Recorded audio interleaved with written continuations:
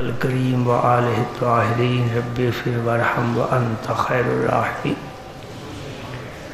اما بعد فاعوذ باللہ من الشیطان الرجیم بسم اللہ الرحمن الرحیم ان اللہ وملائکتہ یصلون علی النبی یا ایہا الذین آمنوا صلوا علیہ وسلموا تسلیما اللہم صلی وسلم علی رسولک الکریم وآلہ الطاہرین رب اغفر وارحم وانت خیر الراحمین اللہم صلی وسلم علی رسولک الکریم وآلہ الطاہرین رب اغفر وارحم وانت خیر الراحمین اعوذ باللہ من الشیطان الرجیم بسم اللہ الرحمن الرحیم وَقَضَىٰ رَبُّكَ أَلَّا تَعْبُدُوا إِلَّا إِيَّاهُ وَبِالْوَالِدَيْنِ إِحْسَانًا إِمَّا يَبْلُغَنَّ عِندَكَ الْكِبَرَ أَحَدُهُمَا أَوْ كِلَاهُمَا فَلَا تَقُل لَّهُمَا أُفٍّ وَلَا تَنْهَرْهُمَا وَقُل لَّهُمَا قَوْلًا كَرِيمًا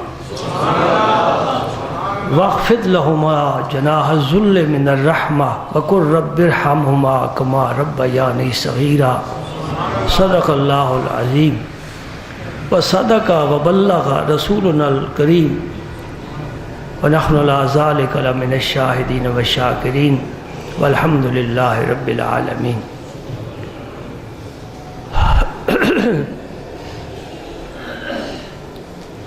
سورہ بنی اسرائیل کی 3 آیات ابھی آپ نے خطبے میں سماعت فرمائی ہیں۔ ان آیات کا آغاز اللہ تعالیٰ اپنی عبادت کے حکم سے فرما رہا ہے۔ وَقَضَىٰ رَبُّكَ أَلَّا تَعْبُدُوا إِلَّا إِيَّاهُ، اللہ نے حکم دیا ہے کہ اس کی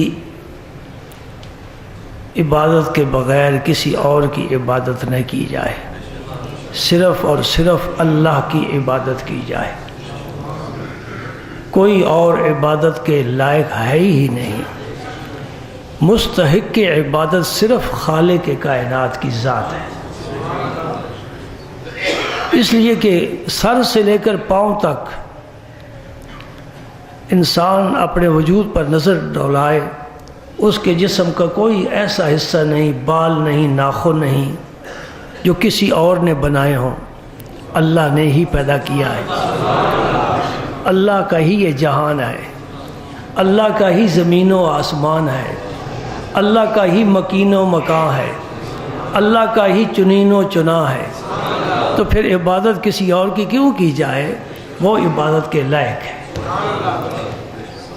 اور ان لوگوں پر پھر رحمت کی بارش ہوتی ہے جو اپنی جبین نیاز اپنے پروردگار کے حضور جھکاتے ہیں، اللہ تعالیٰ پھر ان کی عزت بڑھاتا ہے، ان کی شان بڑھاتا ہے، ان کا مقام بلند بناتا ہے۔ سبحان اللہ۔ تو دوسرا حکم کیا ہے جس کو میں آج ذکر کرنا چاہتا ہوں؟ وَبِالْوَالِدَيْنِ إِحْسَانًا، کہ والدین کے ساتھ حسن سلوک کرو، ماں باپ کی قدر کرو، انہیں پہچانو، ان کے جذبات کی قدر کرو، ان کی خدمت کرو، اس لیے کہ انہوں نے تمہاری بڑی خدمت کی ہے۔ بچہ تھا، بچہ پالنا شروع کیا، اب 6 فٹ کا جوان ہو گیا، کیوں بھول گیا ہے اپنے والدین کی خدمات کو؟ اس کو یاد کر۔ جس طرح بچپن میں والدین نے پرورش کی ہے، اب وہ بڑھاپے میں ہیں، ان کے اعضاء اسی طرح اب کمزور ہو چکے ہیں، ان کے وسائل محدود ہو چکے ہیں، تو پھر تجھے بھی ان کی خدمت کرنی چاہیے۔ آج انشاءاللہ اور آئندہ نشست میں بھی والدین کے حقوق کا ہی ذکر کروں گا۔ آج قرآن پاک اور آئندہ جو میں حدیث پاک کی روشنی میں سرکار نے ہمیں کیا کیا حکم دیے ہیں۔ ایک سورت بنی اسرائیل نہیں جس کا میں نے ذکر کیا ہے، بلکہ اس کے علاوہ سورہ احقاف میں بھی ذکر آیا، سورہ عنکبوت میں بھی ذکر آیا، سورۃ لقمان میں بھی ذکر آیا، سورۃ مریم میں بھی ذکر آیا، اور سورۃ نساء میں بھی اللہ پاک نے ذکر فرمایا ہے کہ والدین کے ساتھ اچھا سلوک کرو۔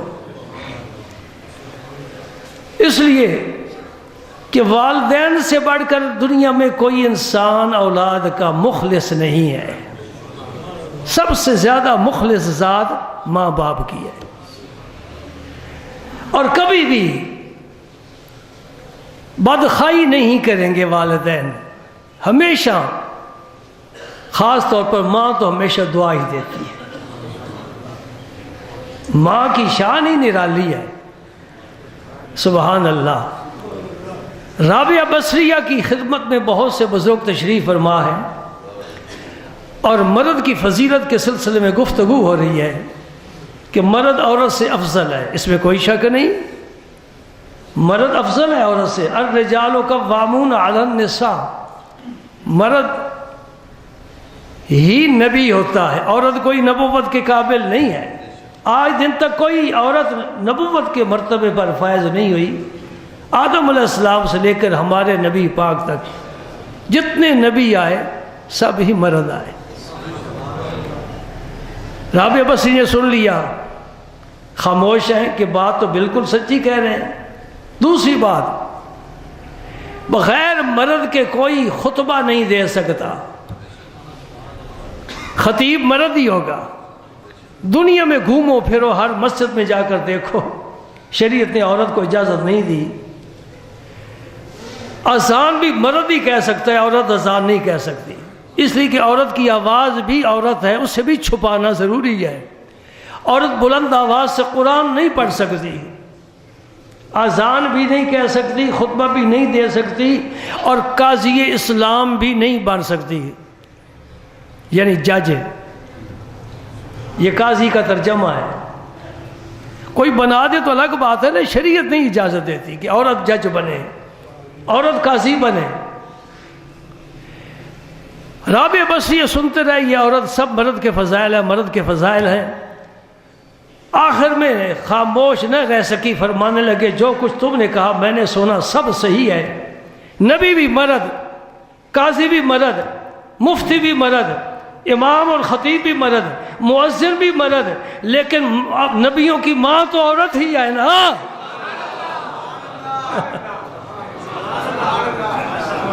بازی رہ گئی نا. نبی مرد ہی ہوتے ہیں لیکن نبیوں کی ماں تو عورت ہی ہے. ہم ان عورتوں کو سلام کرتے ہیں جو نبی کے راستے پر ہیں.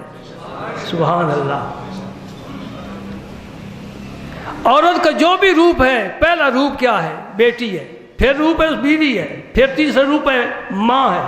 تینوں روپ عزت اور خدمت کے قابل ہے. بچی ہے اس کی پرورش کرو، بیوی ہے اس کے ساتھ تعاون کرو، ماں ہے اس کے قدموں کے نیچے جنت ہے. سبحان اللہ. اس کے قدموں کے نیچے. یہ مرتبہ اگر کسی نے سمجھنا ہو تو سید التابعین حضرت ویسے کرنی سے سمجھنا چاہیے. جو یمن میں رہتے ہیں، میرے آقا پاک مدینہ پاک تشریف فرما ہے، اور صحابہ کرام کا مجمع ہے، اور کوئی صحابی بھی کسی سے درجے میں کم نہیں ہے، اور صحابہ کے درجے کو تو کوئی پہنچ ہی نہیں سکتا. ان سے فرما رہے ہیں کہ یمن میں ایک شخص ہے، وہ میرے پاس نہیں آ سکا دو وجہ سے. ایک تو غلبہ حال ہے. غلبہ حال کیا ہے؟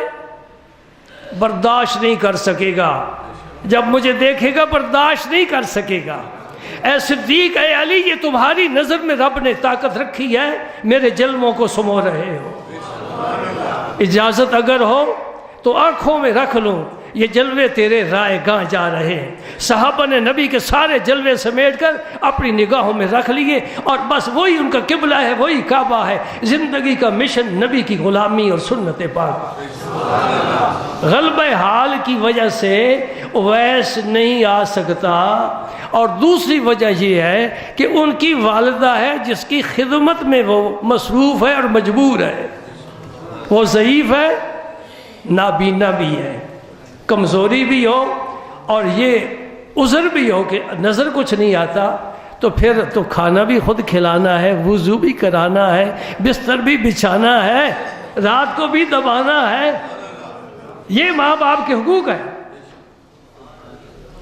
اور یاد رکھو ایک مسئلہ، جو بھی دنیا میں انسان نیک عمل کرتا ہے اس کا بدلہ اللہ تعالیٰ قیامت کو دے گا، لیکن والدین کی خدمت کرے گا تو اس کا بدلہ اللہ دنیا میں بھی دے گا، آخرت بھی دے گا۔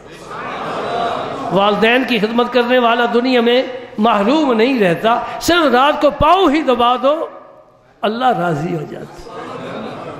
سبحان اللہ۔ صحابہ نے اس کی یا رسول اللہ وہ کون ہے، کوئی تعارف فرمائے؟ فرمایا اس کا نام اویس ہے۔ اویس حضور نے پہلی مرتبہ بتایا۔ کیسے پتہ چلا؟ یہ تو آپ کو سوچنا چاہیے۔ حضور نے کس نے بتایا کہ وہ ماں کمزور ہے، اس کی ماں نظر سے معروم ہے، وہ اس کی خدمت کرتا ہے، وہ کہاں یمن دور وہاں اویس رہتے ہیں اور شہر میں ان کا کوئی تعارف نہیں ہے، اس لیے کہ صبح سویرے اونٹ لے کر چلے جاتے ہیں، لوگوں کے اونٹ مزدوری لیتے ہیں اور شام اندھیرے آتے ہیں، کسی کو کیا خبر اویس بھی یہاں کوئی ہے۔ یہ پہلی مرتبہ یہ نام صحابہ کرام کے کانوں میں آیا کہ یمن میں کوئی ایسا بھی ہے جس کو کسی نے دیکھا سنا نہیں، نبی کی نظر میں ہے۔ جہاں بھی کوئی میرے نبی کا نام لیوا ہوگا، مشرق میں ہو، مغرب میں ہو، شمال میں ہو، جنوب میں ہو، میرے نبی کی اس پر نظر ہوتی کیونکہ وہ رحمت للعالمین ہے، اس کو رحمت کی ضرورت ہے، اور جب تک نبی کو اس کا علم نہ ہو نبی کی رحمت کا اسے فائدہ نہیں پہنچ سکتا۔ سمجھے نہیں سمجھے بات؟ ہاں فرمایا اگر کسی سے ملاقات ہو جائے، ملاقات کا موقع ملے تو اس سے اپنی مغفرت کی دعا کرانا، ویسے کرنی سے اپنی مغفرت کی۔ آپ کے فضائل بے شمار ہیں، میرا موضوع ہے والدین کی خدمت، سمجھ لیا کہ والدہ کی خدمت کی وجہ سے سرکار کی زیارت نہیں کر سکا۔ جب ملاقات ہوئی علی المرتضیٰ کی، عمر فاروق کی، انہوں نے پوچھا تو فرمایا میں نے دل کی آنکھوں سے نبی کی زیارت کی ہے، میں نے نبی کا دیدار کیا ہے۔ ایک یہ آنکھ ہے، ایک دل کی آنکھ ہے۔ اس آنکھ کے سامنے ہاتھ رکھو، پردہ ہے، کچھ نظر نہیں آتا۔ یہ آنکھ کھل جائے تو عرش اعلیٰ سے تخت و ثری تک سب کچھ دیکھ لیتا۔ اس آنکھ کے نور کو بصارت کہتے ہیں اور دل کی آنکھ کے نور کو بصیرت کہتے ہیں۔ ہاں سبحان اللہ۔ اللہ تعالیٰ نے سورہ مریم میں حضرت یحییٰ علیہ السلام کا ذکر فرمایا کہ یحییٰ علیہ السلام کے پیدا ہونے سے پہلے رب نے زکریا علیہ السلام کو بشارت سنا دی تھی کہ تیرے ہاں بیٹا ہوگا۔ ابھی بیٹا پیدا نہیں ہوا، علم پہلے آ گیا، بیٹے کے پیدا ہونے سے پہلے علم مل گیا، اور فرمایا اس کا نام بھی ہم نے تجویز کر لیا ہے۔ کس نے؟ اللہ نے۔ اے زکریا تیرے فرزند کا نام بھی عرش والے رب نے تجویز کیا ہے، اور نام بھی ایسا تجویز کیا ہے کہ آج دن تک کسی کا نام رکھا ہی نہیں گیا، اور وہ نام کیا ہے؟ یحییٰ۔ اسی یحییٰ کا یہودیوں نے سر کاٹا ہے۔ یہی زکریا علیہ السلام ہے جن کے سر پر آرا رکھ کر چلایا گیا ہے اور ان کے جسم کے 2 ٹکڑے کیے گئے۔ تو اور تو میں تو مزے کی زندگی گزارتے ہیں، پھر بھی ہمیں ٹینشن ہے۔ جن کے سر کاٹے گئے 70,000 پیغمبر ایک دن میں بنی اسرائیل نے شہید کیے، کیونکہ ہر بستی میں، ہر محلے میں الگ نبی ہوتا تھا۔ یہ ہے اسرائیل جو آج دنیا کے لیے ایک سوالیہ نشان بنا ہوا ہے، اور سارے عاجز ہیں مسلمان، اس لیے کہ مسلمان الگ الگ گئے۔ یوں نہیں ہے، اس طرح ہو جائے مومن کی بڑی قوت ہے۔ کوئی کافر، کوئی یہودی، کوئی عیسائی، کوئی ہندو سر نہیں اٹھا سکتا اگر دنیا کے مسلمان جمع ہو جائے، لیکن ان کی سازش ہے کہ جمع نہ ہونے پائے، ان کی طاقت کو الگ الگ کر کے انہیں مارا جائے۔ اللہ پاک ہی مسلمانوں کی مدد فرمائے گا، لیکن تب فرمائے گا جب ہم صحیح معنوں میں مومن بن جائیں گے، ورنہ مار کھاتے رہیں گے اور کھا رہے ہیں۔ آنکھ نہیں کھلی ابھی تک مومن کی۔ اللہ ہمارے حکمرانوں کو بھی ہدایت دے اور عوام کو بھی ہدایت دے۔ اللہ پاک کرم فرمائے۔ جو کچھ حالات ہیں سب آپ کے سامنے دیکھتے رہتے ہو۔ یحییٰ علیہ السلام کے متعلق اللہ پاک فرماتے ہیں برم بوالدیہ ولم یکن جبارا عصیا، یحییٰ علیہ السلام اپنے والدین کے فرما بردار تھے، زبردست نہیں تھے، نافرمان نہیں تھے۔ یہ ایسا وصف ہے کہ رب بھی تعریف فرما رہا ہے۔ دوسری آیت عیسیٰ علیہ السلام کے بارے میں اسی سورہ مریم میں 2 آیتیں آگے چل کر اللہ پاک فرمائے وَبَرًّا بِوَالِدَتِي، عیسیٰ علیہ السلام فرماتے ہیں میں اپنی والدہ کا فرما بردار ہوں۔ وَلَمْ يَجْعَلْنِي جَبَّارًا شَقِيًّا، میرے رب نے مجھے زبردست نہیں بنایا کہ میں ماں باپ پر آرڈر چلاؤں اور وہ دم بخود بیٹھے رہے، نہیں، میں ان کی بات سنتا ہوں، والدہ کی بات سنتا ہوں۔ یہ 2 آیتیں مجھے کیوں پیش کرنے کی ضرورت محسوس ہوئی؟ تمہارے گجرات میں ایک مولوی گزرا ہے، میں نے اس کو دیکھا ہے، مر گیا ہے، پتہ نہیں خاتمہ کیسا ہوا۔ اس نے کتابیں لکھی ہیں اور اس نے پورا زور لگایا ہے یہ ثابت کرنے پر کہ عیسیٰ علیہ السلام بغیر باپ کے پیدا نہیں ہوئے، ان کا باپ تھا۔ استغفر اللہ۔ اس شہر میں عجیب عجیب آوازیں اٹھتی ہیں، بلند ہوتی ہیں، نبی زندہ نہیں، یہ بھی اس شہر کی آواز ہے، اس شہر کے ملا کی بات ہے کہ نبی زندہ نہیں۔ ہمارا عقیدہ کیا ہے؟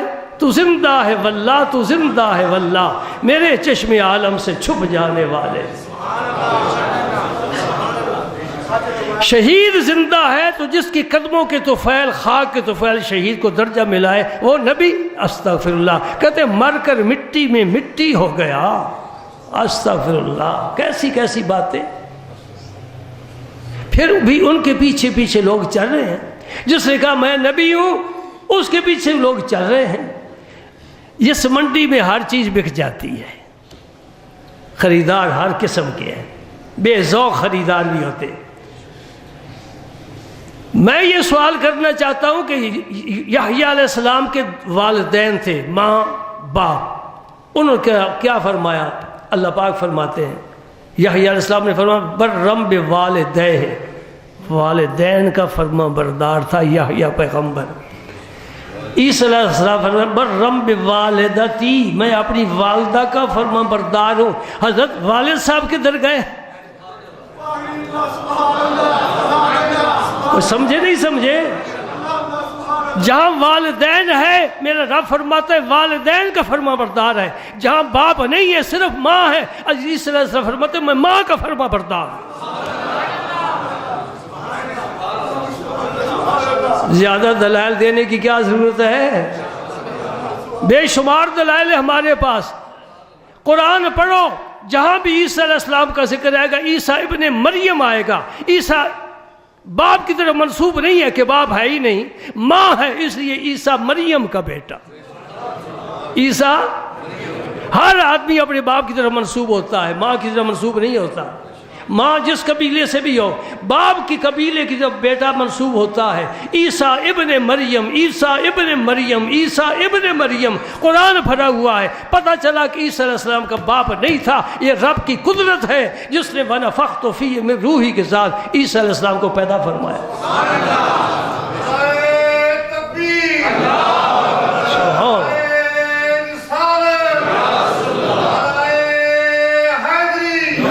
سبحان اللہ۔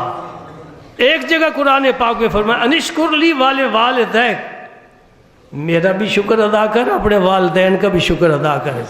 شکر ادا کرنے کا کیا معنی ہے؟ میری بھی مان، ماں باپ کی بھی مان، میری فرما برداری کر، ماں باپ کی فرما برداری کر، میری بھی خدمت گزاری کر، ماں باپ کی بھی خدمت گزاری کر۔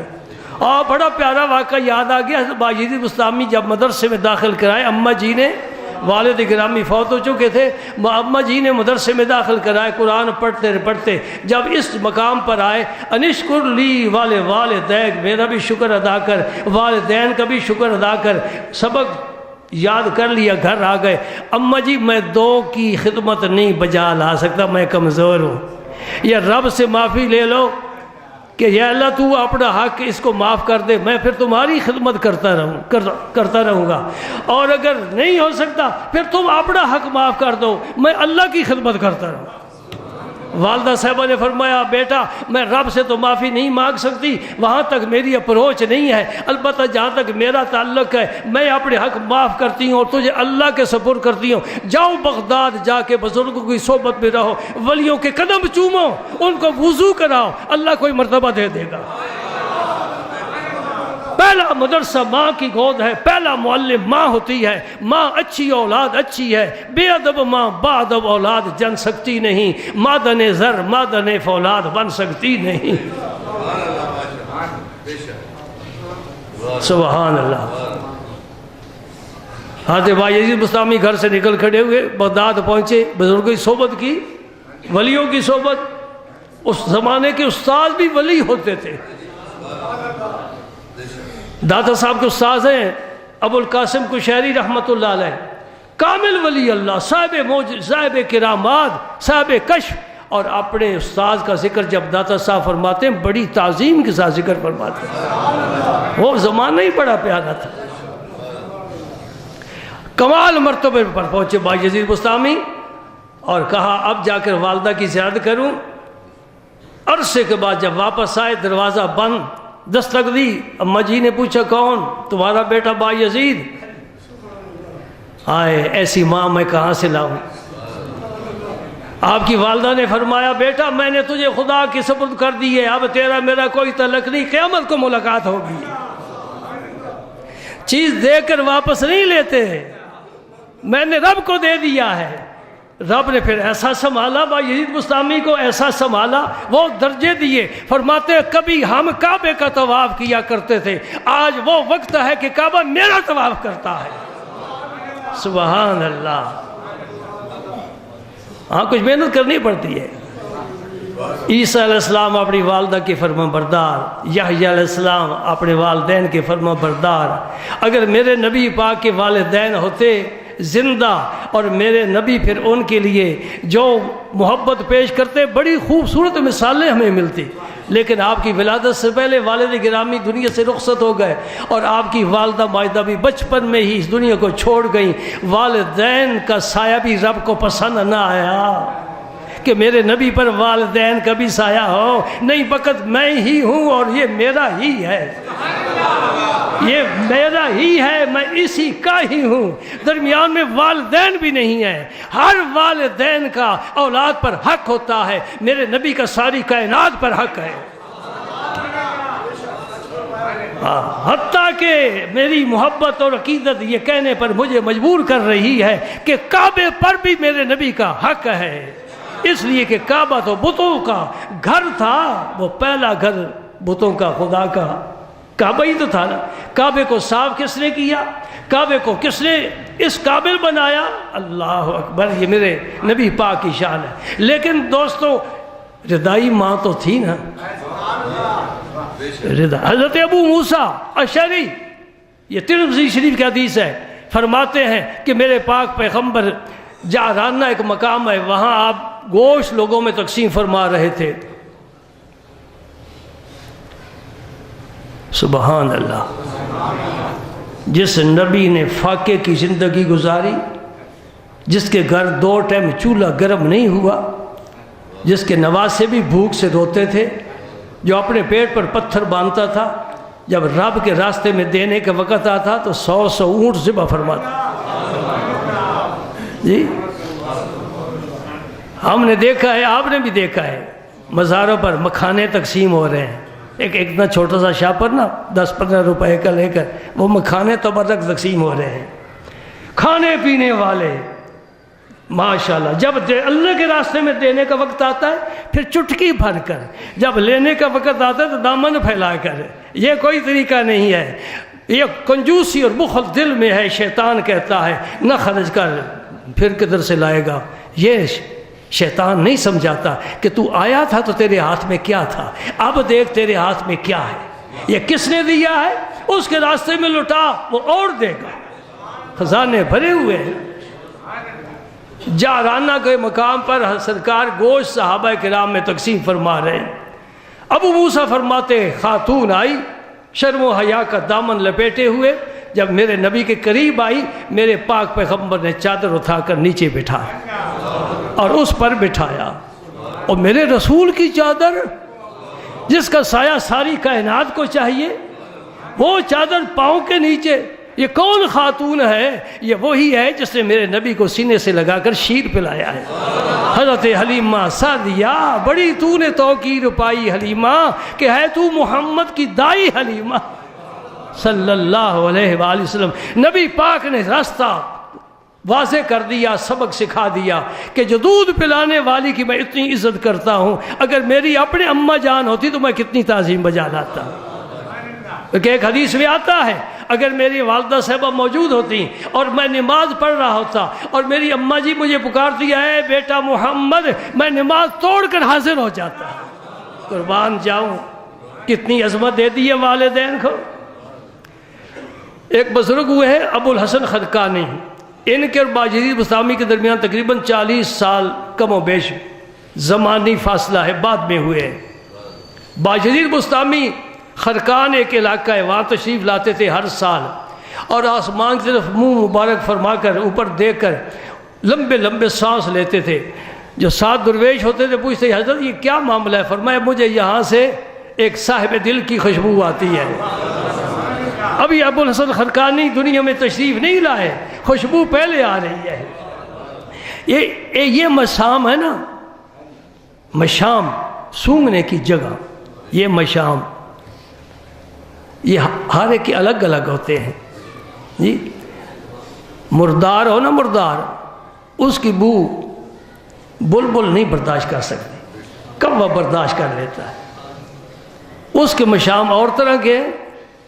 خواجہ قطب الاقطاب عید کی نماز پڑھ کر تشریف لا رہے ہیں، ایک میدان سے گزرے، وہاں پر رک گئے، درویشوں کا جمع غفیر تھا۔ آپ نے فرمایا درویش عرض کی حضور آپ کے نشست گاہ پر لوگ جمع ہوں گے عید کی مبارک پیش کرنے کے لیے، اور رسمیں ختم ہو گئی۔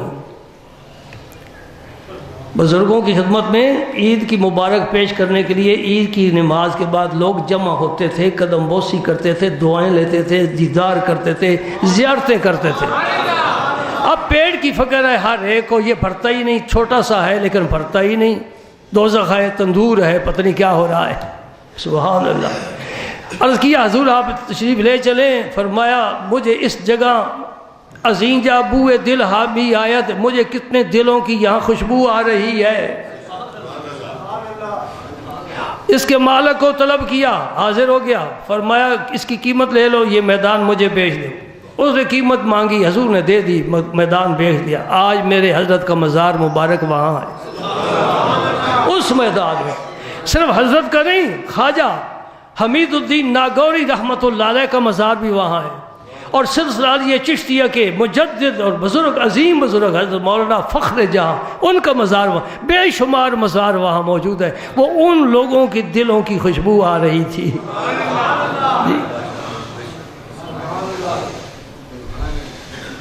40 سال بعد ابو الحسن خرقانی پیدا ہوئے، جب جوان ہوئے اس راستے پر چلے، روحانیت کی تلاش میں پہنچے، باجد بستامی کی مزار پر دعا مانگی، مولا کریم جو مرتبہ اپنے اس بندے کو دیا ہے اس میں سے کچھ حصہ مجھے بھی عطا فرما۔ مانگنے والے بھی طرح طرح کے ہوتے ہیں نا، یا اللہ رزق زیادہ دے، کوئی یہ دعا، یا اللہ رزق زیادہ دے، یا اللہ میں MNA بن جاؤں، میں MPA بن جاؤں، میرے بیٹے کی ملازمت اچھی ہو جائے، تنخواہ بڑھ جائے، بڑی بڑی دعائیں۔ لیکن سب سے اعلیٰ دعا اعلیٰ لوگ کر گئے، اللہ جو بایزید کو مرتبہ دیا ہے تو نے، اس کی خیرات تھوڑی سی مجھے بھی عطا فرما دے۔ ابو الحسن خرقانی کا رب نے بڑا درجہ، بڑا مرتبہ بنا دیا۔ 2 بھائی تھے، والدہ صاحبہ بیمار تھی خدمت کے لائق، ایک بھائی رات کو خدمت والدہ کی کرتا ہے، ایک مسجد میں جا کر اپنے رب کی بندگی کرتا ہے، دوسرے دن شفٹ بدل جاتی ہے۔ ہاں جی آج میں والدہ کی خدمت کروں گا تم مسجد میں جاؤ۔ ایک رات کو دوسرے بھائی نے عرض کیا، بھائی جان کل آپ نے ماں کی خدمت کی ہے، میں مسجد میں رہا ہوں، میرا جی چاہتا ہے آج بھی مجھے آپ اجازت دیں، آپ والدہ کی خدمت کریں، میں مسجد میں جا کر عبادت کروں، مجھے بڑا لطف آیا ہے۔ آپ نے فرمایا ٹھیک ہے جاؤ۔ رات کا کوئی وقت ہے، سن رہے ہیں میری بات؟ رات کا کوئی وقت ہے جب دروازے رحمت کے کھلتے ہیں، دروازے کھلے، رب نے پکارا کہاں ہو؟ یا اللہ تیرے گھر ہوں، یا اللہ تیری ایک بندی کی خدمت میں ہوں۔ غیب سے آواز آئی، ابو الحسن خرقانی تیرے طفیل تیرے بھائی کو میں نے بخش دیا ہے۔ یا اللہ وہ کیسے؟ میں تو ایک انسان کی خدمت میں ہوں، وہ تیری خدمت میں ہے۔ فرمایا وہ میں تمہاری خدمت کا محتاج نہیں، تمہاری اماں تمہاری خدمت کی محتاج ہے، اس کی خدمت کر رہا ہے، تیرے طفیل میں تیرے بھائی کو بخشتا ہوں۔ کون بازی لے گیا بھائی؟ ماں کی قدم پکڑنے والا ہمیشہ بازی لے جاتا ہے۔ دوستو وقت ہو گیا، مطلب میں ابھی آپ کو سنانا چاہتا تھا کہ حضور محبوب الہی کی والدہ مائدہ کیسی تھی۔ ابھی تو بہت خراسان کے علاقے میں پھر رہا ہوں نا، اب ادھر ہندوستان میں آیا ہی نہیں۔ میرے حضرت محبوب الہی والدہ، سبحان اللہ سبحان اللہ، یہ جو چاند اب طلوع ہوا ہے، اس زمانے یہ رسم تھی بزرگوں کی، چاند نکلتا تھا نیا چاند تو والدین کے قدم پکڑ کر سر رکھ کر تعظیم کے ساتھ انہیں مبارک پیش کی جاتی تھی۔ اب کچھ رسم چھوٹی سی رہ گئی ہے، کچھ شکل ہے، کچھ بد شکل ہے جی، کچھ شکل ہے کچھ بد شکل ہے، وہ زمانے وہ محبتیں، سبحان اللہ۔ یہ جو چاند نظر آیا ہے، اسی چاند کو دیکھ کر حضور محبوب الہی کا بچپن تھا ابھی، تو اپنی والدہ کے قدموں میں جا کر سر رکھا، تعظیم بجا رہا ہے، قدم چومے۔ ہمیں کیا پتا کہ رب کتنا خوش ہوتا ہے، کتنا راضی ہوتا ہے۔ اور مبارک پیش کی نئے چاند کی۔ اماں جی نے فرمایا بیٹا آئندہ چاند کی مبارک کسے پیش کرو گے؟ اور رونا شروع کر دیا۔ مطلب یہ ہوا کہ اماں جی دنیا سے تشریف لے جانا چاہتے ہیں۔ یہ ہے بصیرت، امور غیبی منکشف، کوئی پردہ نہیں رب نے رکھا۔ جب آپ نے حجاب اٹھا دی ہیں اور پر کا پردہ رکھ کیا کرنا ہے؟ حضرت میں اماں جی نے فرمایا بیٹا جاؤ حضرت خواجہ نجیب الدین متوکل کے ہاں جا کر رات گزارو۔ یہی مہینہ ہے جمادی الاولیٰ، سحری کا وقت ہے۔ حضرت فرماتے ہیں کہ لونڈی دوڑتی آئی مجھے بلانے کے لیے کہ اماں جی یاد فرما رہے ہیں۔ میں نے پوچھا زندہ ہیں؟ زندہ ہے الحمدللہ۔ دوڑ کر گئے، آپ چارپائی پر لیٹے ہوئے تھے، پاس بیٹھ گئے۔ فرمایا نظام الدین تو نے کل شام کو مجھ سے پوچھا تھا، سبحان، تیرا ہاتھ کہاں ہے؟ میں نے اپنا ہاتھ آگے کیا۔ ماں بیٹے کی کہانی سنو، ہم بھی اولاد ہیں کسی کے۔ میرا ہاتھ پکڑ کر آسمان کی طرف اٹھایا، خداوندہ ایرا بتوب سبارن، اے اللہ والد پہلے چلے گئے، مجھے بھی تیری دربار میں حاضری کا وقت قریب آ گیا، اب میں یہ نعمت، یہ دولت، یہ خزانہ، یہ بیٹا، یہ فرزند تیرے سپرد کر رہی ہوں۔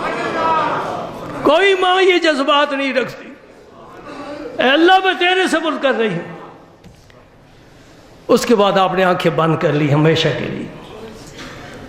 حضور محبوب الہی فرمایا کرتے تھے اگر میری والدہ ایک مکان ہیرے جواہرات سونے چاندی سے بھرا چھوڑ کر میرے لیے جاتی، مجھے اتنی خوشی نہ ہوتی جتنی مجھے اس بات پر خوشی ہے کہ اے اللہ میں اس کو تیرے سپرد کر رہی ہوں۔ زندگی بچپن میں جب آپ چلتے تھے اماں جی فرماتے تھے بیٹا تیری رفتار، تیری چال، تیرے قدموں کو دیکھ کر مجھے تجھ میں سعادت و مندی نظر آتی ہے۔ عرض کرتے اماں حضور مجھے تو کوئی سعادت نہیں کہ گھر میں جب آتا ہوں تو بھوک ہی بھوک ہوتی ہے، آپ بھی فاقے سے میں بھی فاقے سے، کئی دن فاقہ سید زادے کا۔ حضرت والدہ صاحبہ نے کیا جواب دیا؟ فرمایا نظام الدین آج نہیں، میرے جانے کے بعد پھر تیرا چاند بلندی پر جائے گا، پھر سعادت تیری ظاہر ہوگی۔ زمانے نے دیکھا کہ آج بھی دہلی میں 700 سال کے بعد بھی نظام الدین کا سورج چمک رہا ہے، خدا کی قسم، اور کوئی خالی نہیں جاتا۔ جس نے دامن پھیلایا ہے نظام الدین کا لنگر جاری ہے، فیض یا فرماتا ہے۔ سبحان اللہ، میں نے دہلی میں کسی کا لنگر اتنا خوبصورت وسیع نہیں دیکھا جتنا نظام الدین اولیاء کا لنگر وسیع ہے۔ غیر بھی کھا رہے ہیں، ہندو بھی آ کر خیرات لے کر جاتے ہیں۔ لنگر پکتا ہے، جو قریب گھرانے ہندوؤں کے وہ صبح و شام کھانا پکاتے ہی نہیں ہیں، بچوں کو برتن دے کر بھیج دیتے ہیں، جاؤ جب لنگر تیار ہو جائے تو ہمارے لیے جا کر لنگر لے کر آؤ، سب کھا رہے ہیں۔ تو آپ فرماتے میری والدہ اتنی عظیم تھی، اگر کوئی حاجت پیش آتی، یہ سبق ہے، کوئی حاجت پیش آتی تو آپ وضو فرما کر مصلی بچھاتی اور 500 دفعہ درود پاک پڑھتی، اپنا سر سے دوپٹہ اتار کر رکھ دیتی، ہاتھ اٹھا لیتی، مولا کریم میں سر پر دوپٹہ اس وقت تک نہیں کروں گی جب تک میرا یہ کام تو نہیں کرے گا۔ درباروں پر دھاگے نہیں باندھے جاتے، شاہ دولہ پر سون چاندی کے گھوڑے نہیں چڑھائے جاتے، یہ فضول رسمیں ختم کرو اور وہ طریقہ اختیار کرو جو صالحین کا ہے، جو اللہ کے رسول کا ہے۔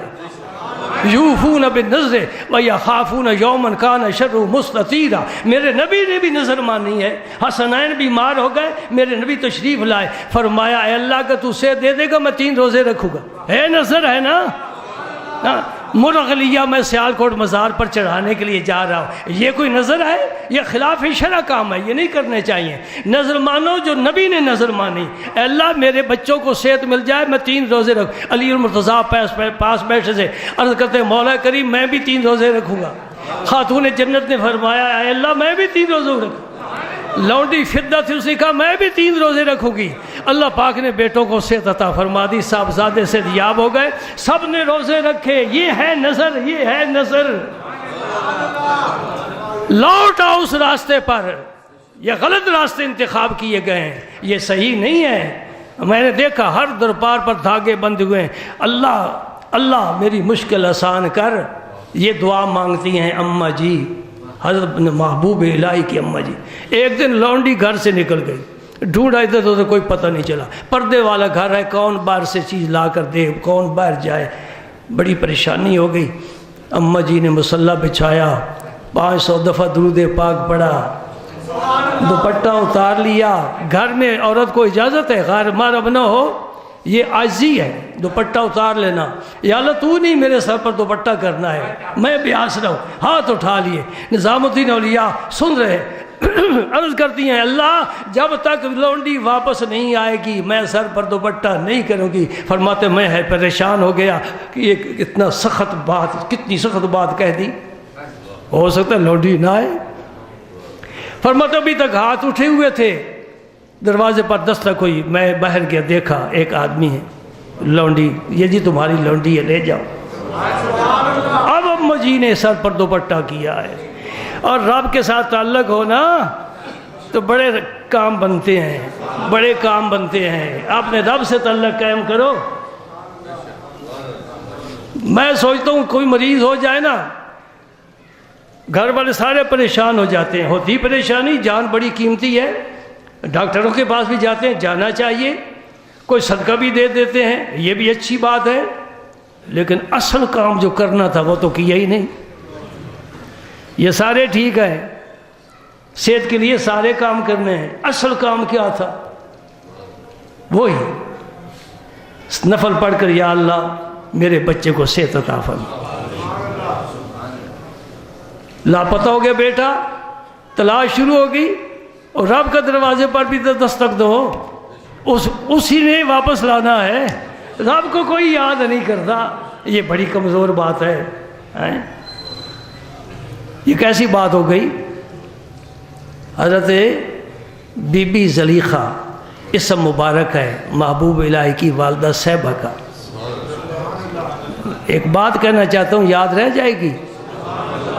اب چاند جو نظر آئے گا نا، چاند پہلی تاریخ جمادی الثانی کی، پہلی تاریخ کو آپ کی عرس مبارک ہے۔ حضرت محبوب الہی کی والدہ صاحبہ، یہ چیزیں ذوق والے ڈھونڈتے ہیں، ہر ایک کو نہیں ملتی۔ جمادی ثانی کا اب جو چاند نظر آئے گا، اس کی پہلی تاریخ حضرت محبوب الہی کی والدہ صاحبہ کا عرس مبارک ہے، جو بہت صاحب کمال تھیں۔ آج بھی دہلی میں باقی بزرگوں کے مزارات اور آستانوں کی طرح مائی صاحبہ کا آستانہ باقاعدہ موجود ہے، ساتھ مسجد ہے اور لنگر جاری ہے، اور وہ علاقہ مائی صاحبہ کے نام پر ہی مشہور بھی ہے۔ مردوں میں بھی بڑے بڑے کامل، عورتوں میں بھی بڑے بڑے کامل۔ جب حضرت حنا عیسیٰ علیہ السلام کی نانی صاحبہ، انہوں نے نظر مانی تھی کہ اگر میرا بیٹا ہوا تو میں بیت المقدس کے لیے وقف کروں گی۔ اتفاق سے بیٹی ہو گئی، وہ حضرت مریم تھی۔ عرض کرتی ہے مولا کریم انی وضعتھا انثی، اب تو بیٹی پیدا ہوگی، بیٹی کیسے خدمت کرے گی؟ اللہ پاک نے فرمایا ولیس الذکر کالانثی، یہ بیٹی ایسی ہے کہ مرد اس کا مقابلہ نہیں کر سکے گی، اس کی گود میں میں ایسا ہیرا ڈالوں گی دنیا دیکھے گی عیسیٰ ابن مریم کو۔ سبحان اللہ۔ تو عورت ہو کر مریم مردوں پر غالب آ گئیں، یہ بھی نظر یاد رکھ لینا۔ کیا نظر مانی ہے؟ جس کا بیٹا نہیں ہوتا 2 سال ہو گئے، 3 سال ہو گئے، وہ یہ نظر کیوں نہیں مانتا کہ اللہ مجھے اولاد عطا فرما، میں اپنا بیٹا تیرے دین کے لیے وقف کروں گا؟ کرتا ہی کوئی دعا؟ یہی ہے، ڈاکٹر بناؤں گا، انجینئر بناؤں گا، اس لیے کہ ادھر پیسہ بہت زیادہ ہے اور ہم پیسے کے پیچھے مرتے ہیں۔ حالانکہ یہ ہاتھوں کا میل ہے، جن کے پاس پیسے نہیں تھے خدا کی قسم ان پر ہم درود بھیجتے ہیں، اللہم صلی علی محمد۔ یقین کہ جن کی جیب میں کیا ہونا ہے، جیب ہی نہیں ہے جی، سمجھے نا بات؟ جیب میں کیا ڈالنا ہے، جیب ہی نہیں ہے۔ گھر کو تالا کیا لگانا ہے، کنڈا ہی نہیں ہے۔ میرے نبی کے دروازے نہیں تھے، پردے لٹکتے تھے، شرم و حیا کا زمانہ تھا۔ سبحان اللہ۔ ہمارے جیبوں کی خیر ہو، اللہ تجھے خزانے دے جی، تیری زندگی آسانی سے گزر جائے، لیکن اپنے دین پر قائم رہے۔ قبر میں پہلا سوال اللہ کے بارے میں، دوسرا سوال دین کے بارے میں، اور تیسرا سوال ما کنت تقول فی ھذا الرجل، رسول پاک کے بارے میں۔ یہ 3 سوال عقیدت کے، اعتقاد کے۔ اور جب میدان معاشر میں جائیں گے، پہلا سوال ابھی نماز کا حال سنا، اول ما یحاسب بہ العبد یوم القیامہ الصلاۃ، نماز کے بارے میں۔ اور بڑے بڑے حاجی نمازی صبح کے وقت سوئے ہوتے ہیں، اور مسجد میں جماعت میں 5-6 نمازی ہوتے ہیں، محلہ بھرا ہوا ہے لوگوں کے ساتھ۔ یہ اللہ کے ساتھ معاملہ ہمارا بڑا کمزور ہے۔ اللہ نیکی کی توفیق عطا فرمائے۔